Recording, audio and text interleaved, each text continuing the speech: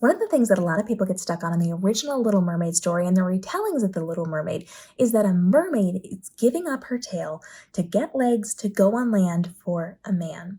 And I love taking the things that people get a little stuck on and tweaking them to make the overall story more palatable for people, to kind of deal with those objections and make it more realistic and more acceptable for the story that we are creating. So in My Little Mermaid, I have a human girl who gets tricked by an old lady with a very special necklace and trapped into the sea where she loses her legs, gains a tail, and has to fight to get her legs back. So now I have a human girl trapped in the ocean, able to breathe underwater, but she's got to fight to get back to her family. We have a mermaid fighting to get to land. That's what she wants to do. She wants to give up that tail, which I don't understand personally, but she wants to get back to her family and get her legs back.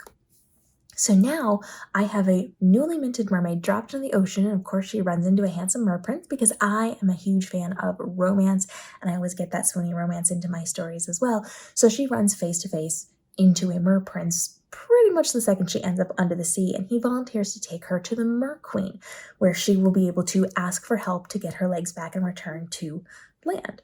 And it's a very special day under the sea. There's a lot going on, really cool things, but she quickly, and not so quickly, learns that the sea witch, the one that tricked her and trapped her in the ocean, has a reason for her being there, and she wants to silence her, but not for the reasons that you think. And so we have what people kind of objected to, a mermaid giving up her tail to go on land for a man. Now we have a human girl trying to give up the tail she didn't ask for to get her legs back and go back to land with the help of a mer prince.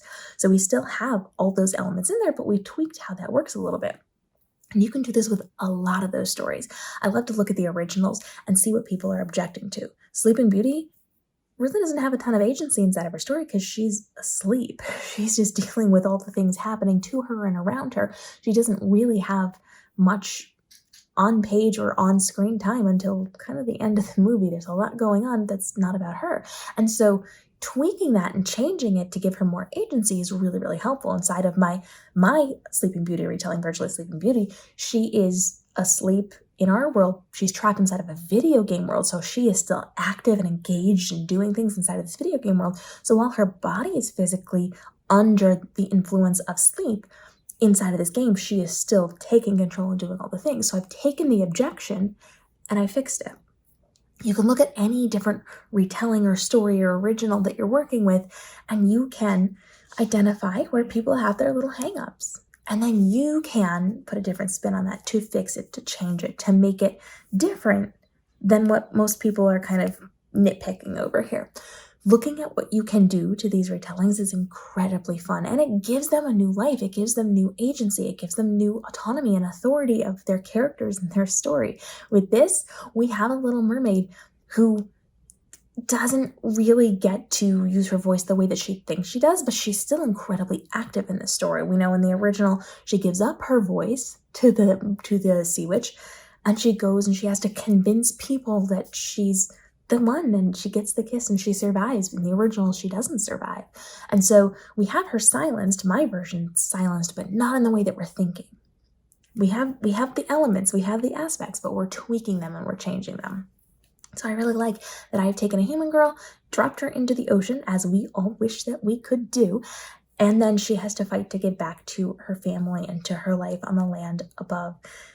There's just a lot of really cool stuff involved in it. Now, I've talked a lot about this story. If you've got questions, feel free to drop those down below. I've got a full playlist on most of my books in my series here on the channel, but I want to get more into having discussions on the books that I've written, why I've written them, what I'm doing. So if you are new to me, please know there are a handful of my ebooks that are totally free on all of the main platforms you can grab right now to see if you like. I do recommend starting with The Conspiracy of Jack Frost and The Jaded Duology in my book collection, but I've got tons of them, just like The Sinking and all of my other 1,000,001 books.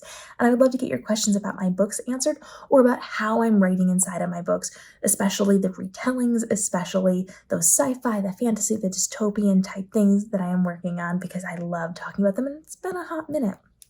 So drop your questions for me as an author down below, and follow along for daily videos helping you navigate the world of publishing, from your writing to your publishing to your marketing, to make sure that this is your most profitable year ever with least amount of stress, overwhelm, and time commitment as you're creating your content. We'll see you in the upcoming episodes.